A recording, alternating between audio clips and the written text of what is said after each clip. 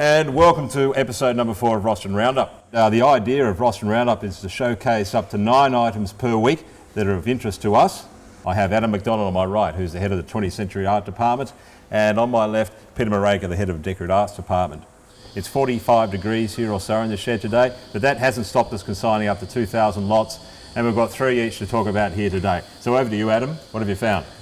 First cab off the rank for me is this vintage golfing toy. It is American, it is made of Arnold Palmer.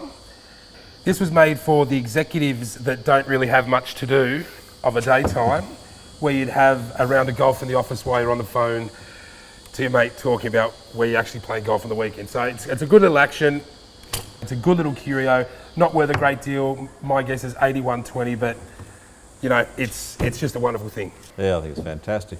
Well, what have you got, Peter? I've got a lovely, I think it's Australian Blackwood contemporary interpretation of a traditional Windsor chair. Sort of a twist on the Edwardian version with the very delicate turnings.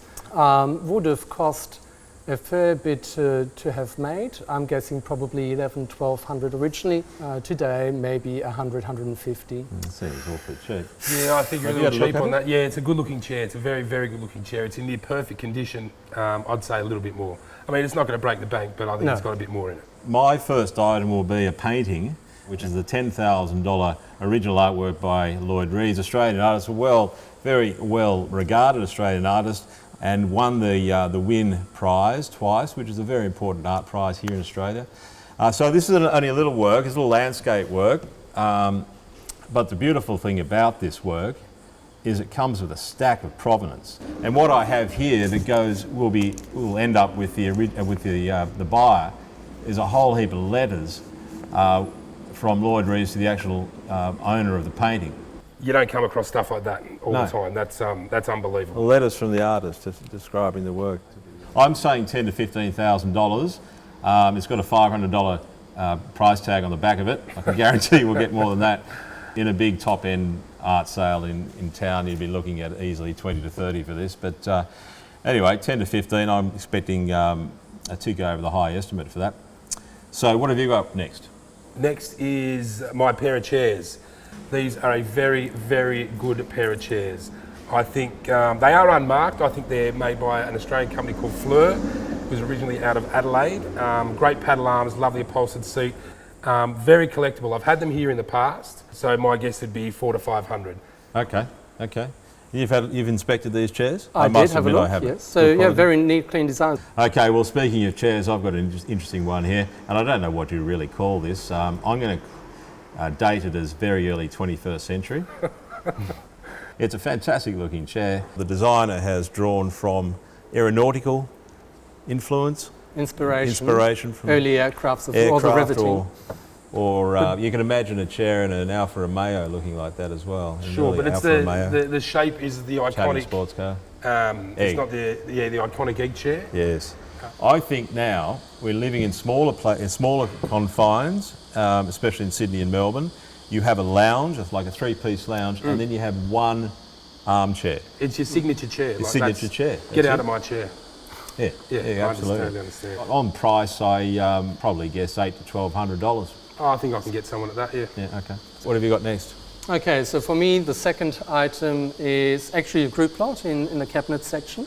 And I've picked out the best item, the star attraction out of that lot, which is a early Victorian Sheffield plate kettle. Mm-hmm. Good size, very large. It'll feed the whole family. It's someone's family crest. Beautiful design, just a few little dings, but a great little piece. And all of that just for a mere $100, $150. No, really? I think it'll do better, but it's there. It'd cost you $100 to get that polished, and that's been polished incredibly well, hasn't it? It looks like it's been used because the underside is actually a little bit blackened. Well, I think that's great. Like, of course it should be used. If it's a kettle and it's what it's used for, it should be used. So you'd use that at home? If I drank tea, yeah, sure. You put bourbon in there? Okay, well, thank you, Peter. Kettle on stand. What have you got next? Last but far not least is I've chosen a decorative item. These are like nice little plaster cast Australian pottery koalas. They do have a maker's mark underneath JH, but look, they're decorative things. Good piece of Australiana. It is Australia Day in a couple of days. Nice. So yeah, they're just good decorative things, you know. Like everyone loves a koala. And Money? yeah, they are money, not a great deal. $80. Right, well, let's see how we go at the auctions on Friday.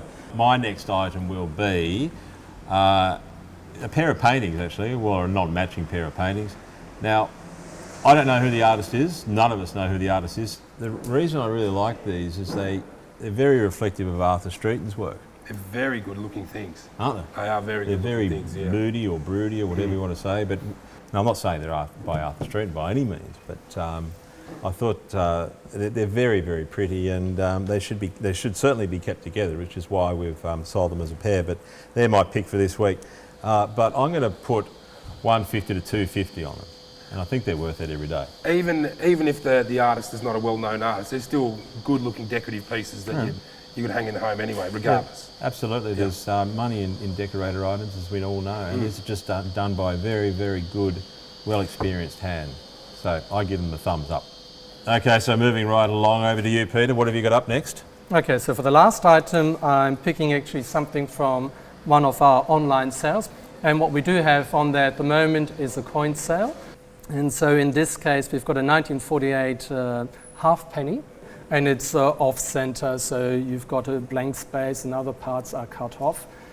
And with coins and stamps, it's very different. With most collectible areas, you're looking for perfection, but it's one of those areas where if you have a fold, that actually can add value to the coin.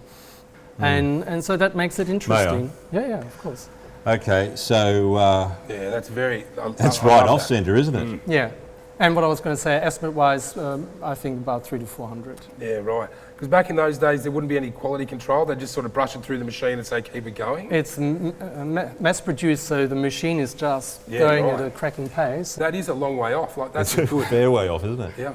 300 to 400 300 to 400. for that little thing there. Remarkable. Unreal. Each to their own. Well, thank you, Peter, for that. We've all got a very busy afternoon. I've got to head back to the office. Thanks for viewing. Our website is going to be up and live with our latest catalogue, say 2 to 3 hours away. Yep, not long. Okay. Not sure how many lots we've got, probably around about 1,500 to 1,800. Take a look, lawsons.com.au. We're not open Thursday because it's Good Old Australia Day, but we are throwing everything together this Friday, the 27th. Hope to see you down here.